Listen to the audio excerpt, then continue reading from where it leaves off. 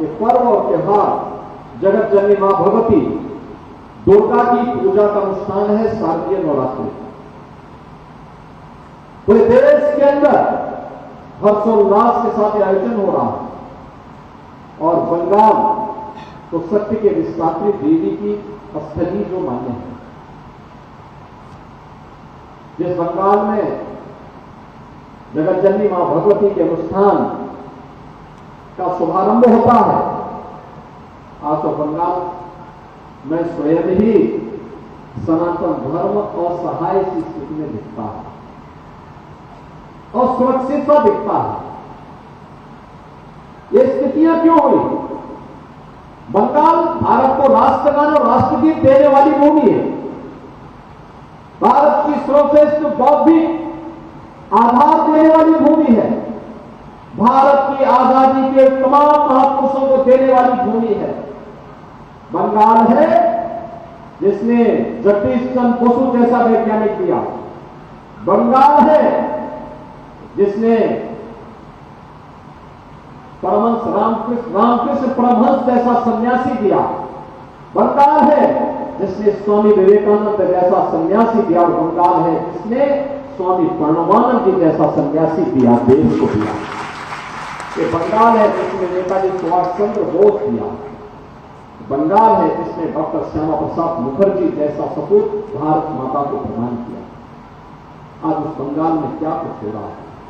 बहनों और भाइयों, ये हमारे लिए सोचनीय स्थिति होनी चाहिए। वहां पर्व और त्योहार मनाने के लिए भी 10 बार सोचना पड़ रहा है।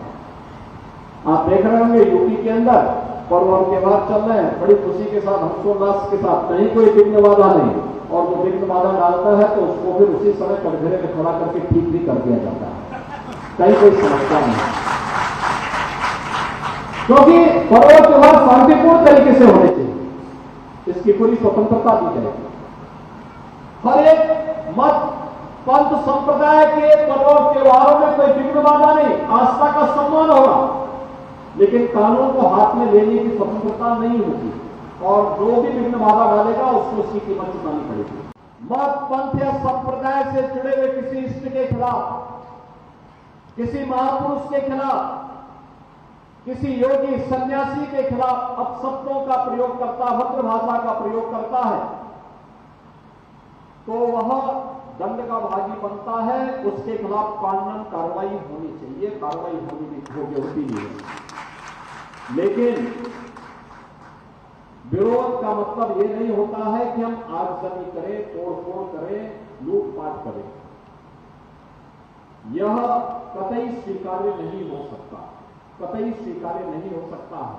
और इसीलिए मैं देखता हूं एक तबका अपने आप का जन्मसिद्ध अधिकार मान लेता है जब वह हिंदू धर्म के देवी देवताओं के खिलाफ अपमानजनक टिप्पणी करते हैं, हिंदुओं के मान बिंदुओं को अपमानित करते हैं, मूर्तियों को खंडित करते हैं, उसको अपना जन्मसिद्ध अधिकार समझते हैं। तो हिंदुओं की ओर से तो कोई प्रतिक्रिया नहीं होती। लेकिन अगर किसी अज्ञानी के द्वारा या किसी के द्वारा विद्वेष में कोई शब्द कहे जाते हैं तो उसको लेकर के जमीन आसमान एक करने का कुत्सित प्रयास होता है। कानून को कोई हाथ में लेने का दुस्साहस न करे, और अगर कोई कानून को हाथ में लेने का दुस्साहस करेगा तो उसको कानून की गिरफ्त में आना ही होगा।